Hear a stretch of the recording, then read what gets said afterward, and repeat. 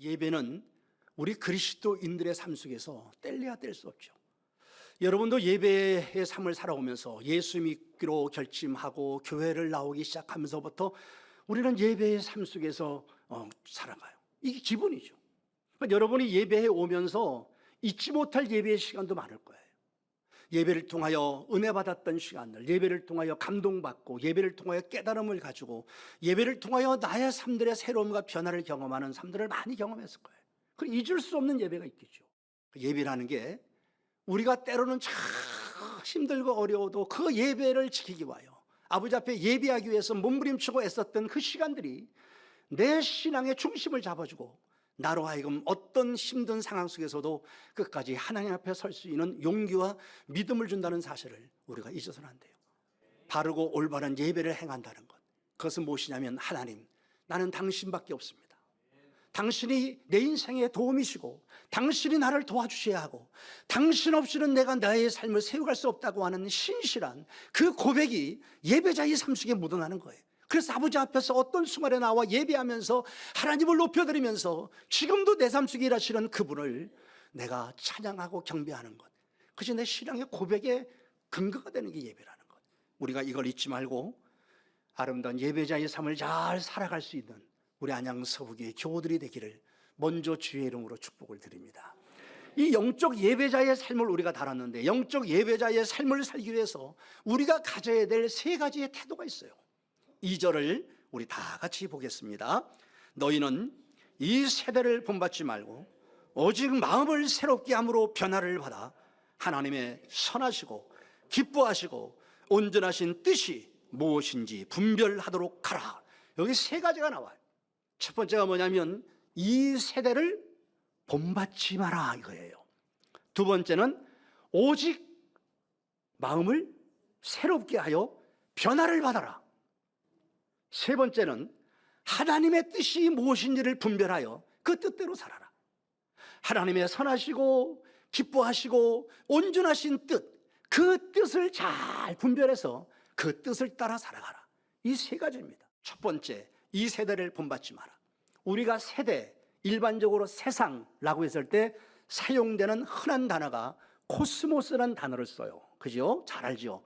이 코스모스라는 것은 이 공간적인 부분을 다뤄요. 그리고 현상적인 부분을 얘기하는 거예요. 우리가 사는 지금의 이 세상의 모습이 이게 코스모스예요. 그런데 오늘 여기서 말하는 이 세대라고 하는 세대는요, 긴 시간이에요. 영혼 속에 있는 긴 시간으로서 우리의 눈에 보이지 않는 시간 속의 일들을 말해요. 눈에 보이지 않는. 즉, 오늘 이 세대라고 말했을 때 무엇을 얘기하냐면, 하나님의 나라라고 하는 이 하나님의 나라와 반대되는 부분을 이 세대라고 지금 바울은 표현하고 있어요. 그러면 하나님의 나라에 반대되는 개념이 뭐가 있어요? 눈에 보이지 않지만 이 세상을 다스리고 이 세상을 통치하고 있는 뭔가 있다는 거예요. 그것이 바로 이 세상 신 마귀예요. 공중권세 잡은 자예요. 이 악한 영들이 이 세대를 지금 장악하고 이 세대를 움직여가고 있다고 얘기를 하는 거예요. 그러니까 우리 그리스도인들이 지금 이 세상 속에 살 때 단순히 코스모스의 세상에 사는 게 아니에요. 눈에 보이지 않는 공중권세 잡은 자들이 통치하고 미혹하고 이끌어가고 있다. 이런 것들이 정치 속에서, 경제 속에서, 문화 속에서, 예술계 속에서, 그리고 영적인 세계 속에서 역사하고 있다고 얘기를 하는 거예요. 정말 믿음을 가지고 살기 어려운 이 시대, 말씀을 붙잡고 살아가기 어려운 이 세대 속에서 너희는 이 세대를 따라 살면 안 된다 그래요. 그런데 이 세대가 어떻게 바뀌가냐, 이 얘기를 하고 싶은 거예요.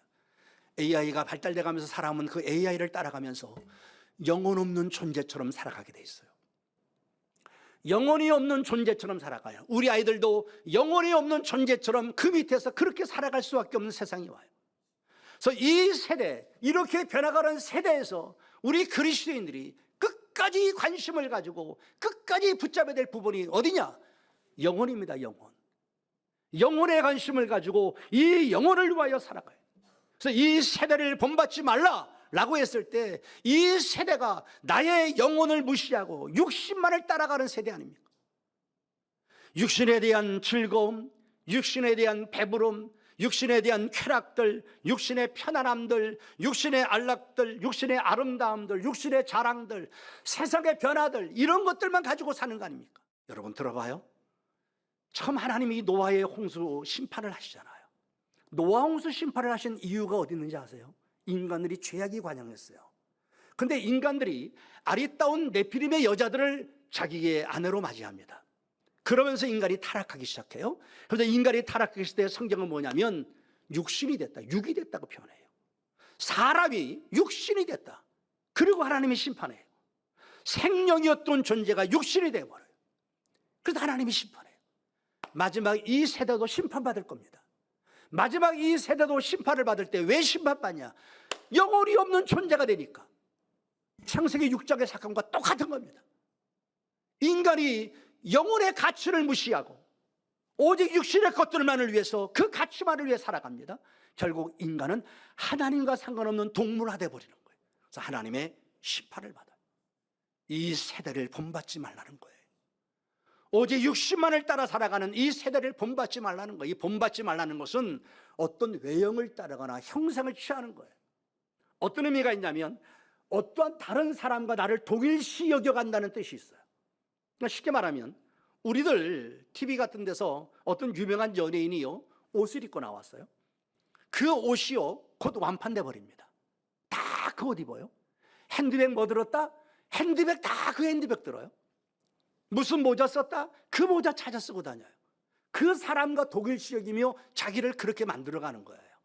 그래서 이걸 다른 말로 우리가 쉽게 표현하면 유행을 따르다 이거예요.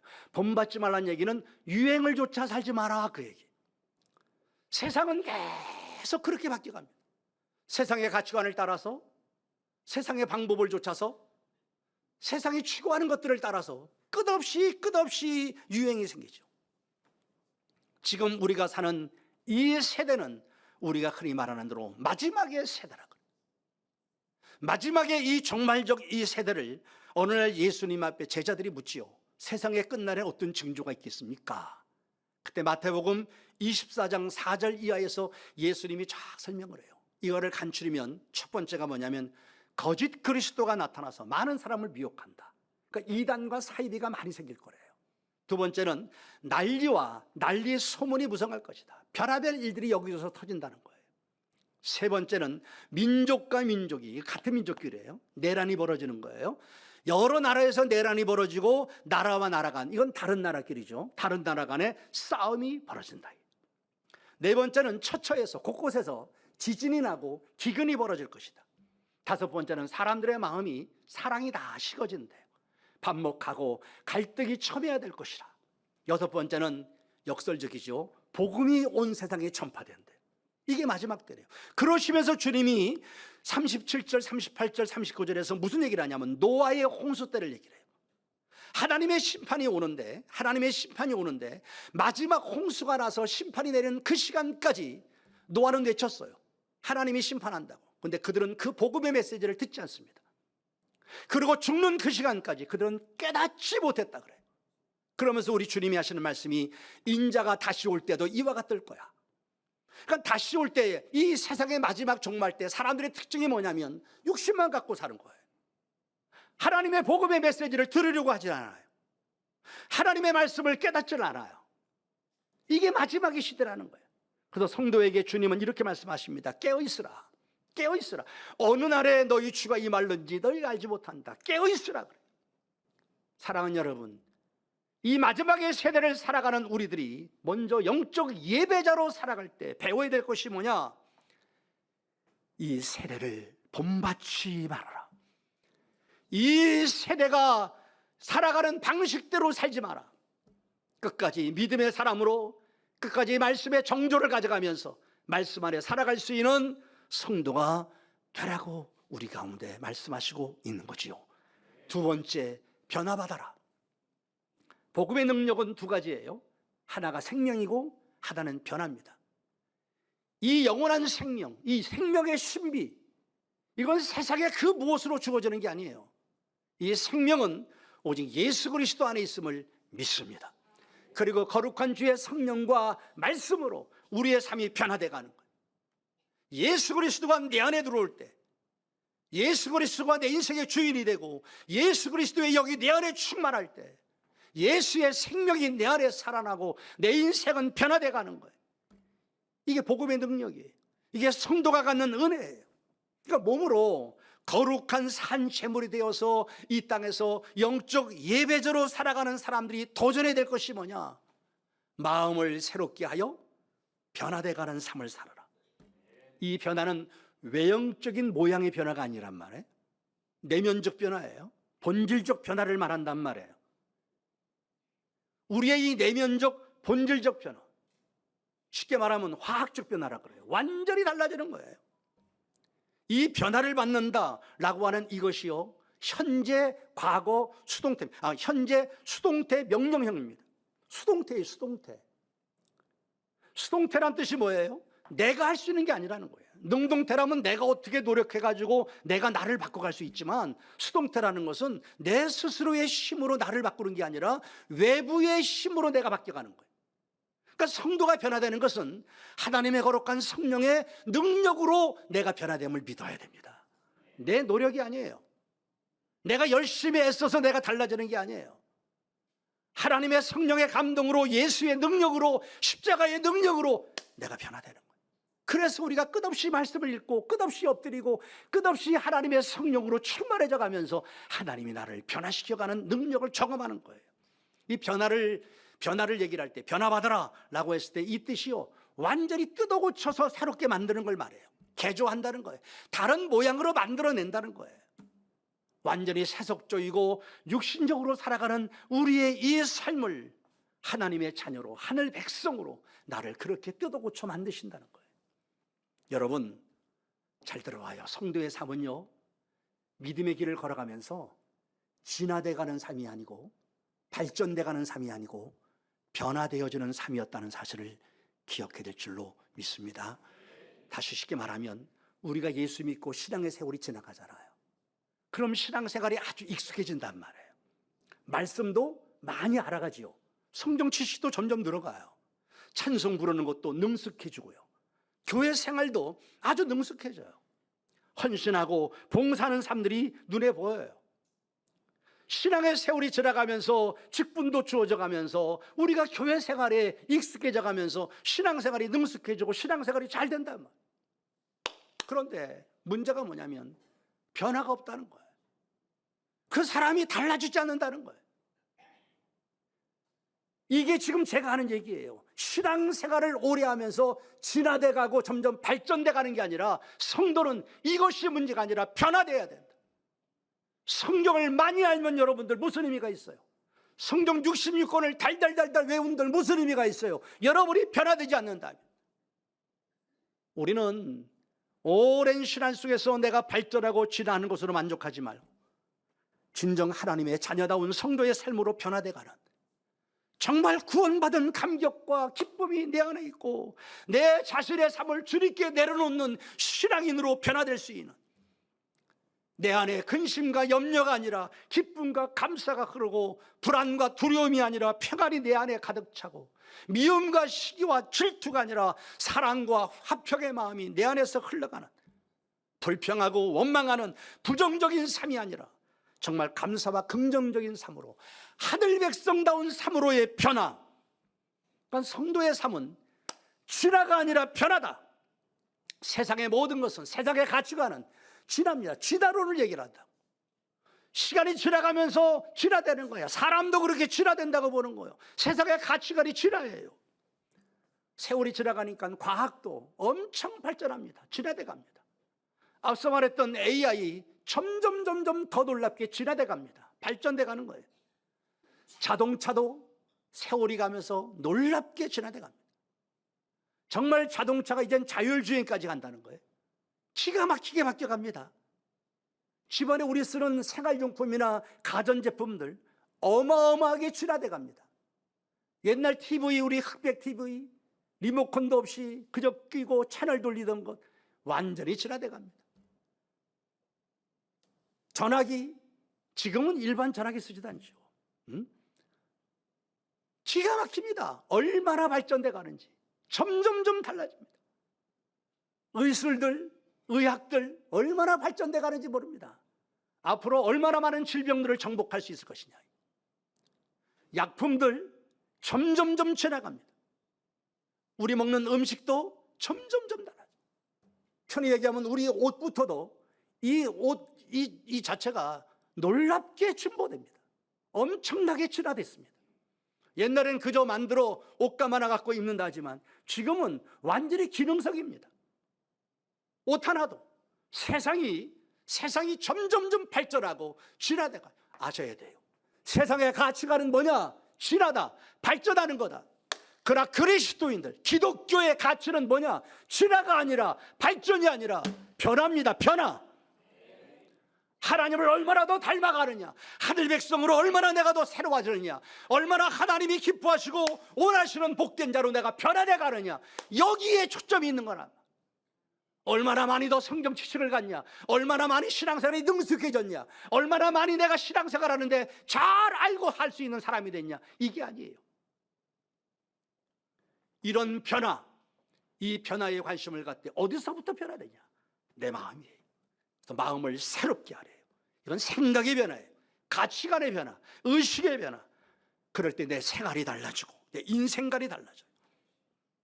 우리 하나님이 이스라엘을 구원시킬 때마다 당신의 거룩한 사역이 어디서부터 시작되냐면 이스라엘의 마음을 바꿔요. 성령을 주셔서. 에스겔서 11장 19절과 19절과 20절에 보면 내가 그들에게 한 마음을 주고 그 속에 새 영을 주고서 그 몸에서 돌 같은 마음을 제거한대. 그 강팍한 마음, 그렇게 단단한 돌 같은 마음들을 다 제거버리고 살처럼 부드러운 마음을 준대. 그래서 하나님의 은혜를 깨닫고 하나님의 율례를 따르고 하나님의 규례를 지켜 행하게 한대. 그들은 내 백성이 되고 나는 그들의 하나님이 되리라. 구원의 시작이 그렇게 시작돼요. 우리가 이 세대를 살아가면서 정말 하나님 앞에 사랑받고 그 은혜 속에서 영적 예배자의 아름다운 삶을 살기 위하여 두 번째 우리가 도전할 것이 뭐냐? 내 마음을 새롭게 함으로 변화를 받아가는, 내 신앙의 세월이 지나갈수록 점점 내가 새로워지고 변화돼가는, 이거를 나도 느낄 수 있고 다른 사람도 보면서 달라져가네, 좀 달라져가네, 집사님 정말 변했어, 달라져, 이런 이야기를 들을 수 있는 믿음의 사람이 되어지기를 부탁합니다. 세 번째가 하나님의 뜻을 분별하도록 하라. 하나님의 선하시고 기뻐하시고 온전하신 뜻이 무엇인지 분별해라. 마지막 시대를 살아가는 성도가 살아가는 삶이 내 야망을 가지고 세상의 꿈 가지고 사는 거 아니에요. 내 살아가는 삶의 방법을 고집하고 살아가는 게 아니에요. 성도의 삶은 고민하며 살아가야 될 것이 뭐냐면 하나님의 뜻이 뭐냐, 하나님이 기뻐하는 게 뭐냐, 나를 향하신 하나님의 계획이 뭐냐, 이거를 찾고 이걸 고민하며 사는 거예요. 저도 목회를 하면서 여러분에게 그런 고백을 한 적이 있지만 가장 힘든 것이 뭐냐면 무엇인가 일어날 때 이것이 진정 하나님의 뜻인가, 하나님이 원하시는 건가, 이거를 찾는 이 시간이 굉장히 길어요. 이게 힘든 거예요. 우리가 아브라함 링컨에 대한 얘기를 참 많이 합니다. 미국의 제16대 대통령이었던 아브라함 링컨, 이때 남북전쟁이 있잖아요. 남북전쟁이 점점 길어집니다. 예상 밖으로 길어지고 희생자들이 참 많이 나왔습니다. 링컨은 이 일 때문에 몹시 마음이 아팠어요. 하루에도 수백 명씩 그 같은 민족끼리 싸워가면서 젊은 군인들이 죽어가는 모습을 보면서 너무 마음이 괴로워서 링컨은 집무실에서 하나님 앞에 엎드려 그렇게 기도했다고 그래요. 그러니까 링컨이 집무실에서 늘 하나님께 엎드려 기도하니까 그 장관들도 같이 기도한 거예요. 그 집무실 앞에서 같이 문 밖에서도 기도했다고 그래요. 그리고 링컨 대통령이 기도를 마치고 나올 때 어느 날 그들이 그렇게 말했다고 그래요. 각하, 우리도 문 밖에서 같이 기도했습니다. 하나님께서 정말 우리 편이 되어달라고 하나님께 그렇게 기도했습니다. 그렇게 말했다고 그래요. 그때 링컨의 유명한 얘기가 있다죠. 그때 링컨이 이렇게 말했다고 그래요. 하나님께서 우리 편이 되어달라고 기도하지 마십시오. 내가 지금 하나님 편에 있는가, 이것 때문에 고민하고 있습니다. 지금 내가 하고 있는 일이 하나님의 뜻에 합당한지 이것이 걱정이란 말입니다. 하나님이 내 편이 되려고 기도하지 말고 내가 정말 하나님의 뜻을 잘 따를 수 있게 해달라고 그렇게 기도해 주십시오. 그렇게 이야기했다 그래요. 사랑하는 여러분, 성도의 삶은 내 마음대로 사는 삶이 아니고 하나님의 뜻대로 살아가는 삶으로 점점 성숙해 가야 될 줄로 믿습니다. 선하시고 기뻐하시고 온전하신 그 뜻, 세상에 선한 것이 뭐가 있겠어요? 진정한 기쁨이 될 것이 뭐가 있겠어요? 세상에 완전한 것이 뭐가 있겠어요? 하나님의 뜻밖에 없다는 거예요. 그 하나님의 뜻이 선하고 하나님의 뜻이 모든 자들에게 기쁨이 되고 하나님의 그 뜻이 완전하다는 거예요.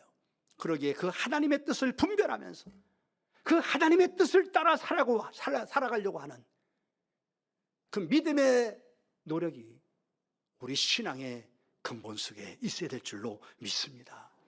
제가 수없이 많이 한 얘기가 있죠. 성도의 삶은 내가 하고 싶은 것을 하는 게 아니에요. 성도의 삶은 하나님이 하라고 하는 말씀대로 살려고 하는 거예요. 우리가 믿음의 삶에 실패하는 게 뭐냐면 내가 하고 싶으면 하고 하기 싫으면 안 해요. 그냥 그저 말하면 자기 마음대로 하는 거예요. 그게 무슨 신앙이겠어요? 신앙은 내가 하고 싶으면 하고 하기 싫으면 안 하는 게 아니고 하고 싶어도 하나님이 하지 마라 그럼 안 하는 거예요. 내가 하기 싫어도 하나님이 그렇게 하라 그러면 할 수 있는 거예요. 이게 우리 신앙이 돼야 된다는 거죠. 영적 예배자의 삶이 그거예요. 내가 하고 싶은 것만 따라 살고 내가 하기 싫은 것들은 내버려두며 살아가는 것이 아니고 하나님의 뜻이 어딘가를 찾고 그 하나님이 원하시고 기뻐하시는 그 뜻을 따라서 때로는 힘들고 하기 싫고 포기하고 싶을 때도 그렇게 살아가는 거예요. 때로는 이것이 아니고 저 일을 하고 싶은데 그것이 하나님의 뜻이 아니라면 그 일을 포기할 줄 아는 용기를 가져야 되는 거예요. 그게 성도의 삶이라는 거예요. 우리 사랑하고 사랑하는 우리 안양서부교회 믿음의 가족된 성도 여러분, 영적 예배자로 살아가는 삶은 세 가지를 꼭 기억하셔야 돼요. 첫째는 이 세대를 본받지 마라. 두 번째는 오직 내 마음을 새롭게 하여 변화를 받아라. 내 인생의 신앙의 삶에 변화에 관심을 가져라. 세 번째는 하나님의 뜻을 잘 찾아서 그 하나님의 뜻을 따라 살아가라는 거예요. 그래서 이 마지막 세대를 우리가 끝까지 하나님 앞에 사랑받는 자녀로 살기 위하여 예배의 성공자가 되십시다. 몸으로 드리는 영적 예배자의 삶으로 또 승리합시다. 이 험한 세상에서도 정말 영적 예배자의 삶, 오늘 배운 이 세 가지를 가슴에 품고 또 도전합시다. 변함없이 우리를 사랑하시는 하나님의 그 사랑이 내 삶 속에 흘러들어오고 때로는 간절한 눈물의 기도 속에 응답해 주시는 내 아버지의 그 사랑의 복을 경험하면서 또 때로는 힘들고 어려울 때도 이 영적 예배자의 삶을 끝까지 도전하며 살면서 지금도 살아계신 하나님의 은혜와 그 복됨을 경험하며 영광 돌리며 살 수 있는 나와 여러분이 꼭 되어질 수 있기를 오늘도 예수님의 이름으로 축복을 드립니다.